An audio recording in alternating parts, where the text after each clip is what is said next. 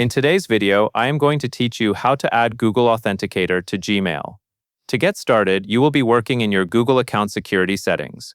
This is the area where Google manages sign-in options for your Gmail and other Google services. The goal here is to turn on two-factor authentication using an Authenticator app, which adds an extra layer of protection beyond your password. First, open your Google account security settings. The quickest way is to go to your Google account page and select the Security tab.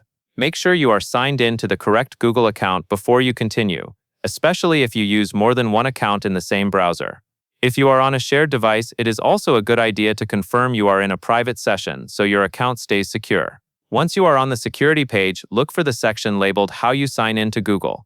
In that section, select Two-Step Verification. Google may ask you to confirm your identity again. If you see a prompt to sign in, enter your password and complete any verification steps that appear. This is normal, and it helps prevent someone else from changing your security settings without permission. After you open the two-step verification settings, scroll down until you find the option called Authenticator. This is where you connect an Authenticator app, such as Google Authenticator, to generate time-based security codes on your phone. These codes refresh regularly, which makes them much harder for someone else to use. Now select Authenticator, and then choose the option to set it up by clicking plus, Set up Authenticator.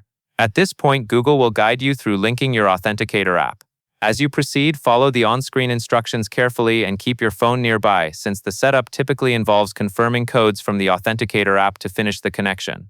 After it is set up, keep your Authenticator app installed and accessible, because you will need it when you sign in.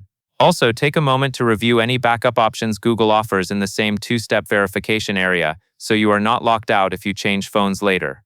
And that is all there is to it.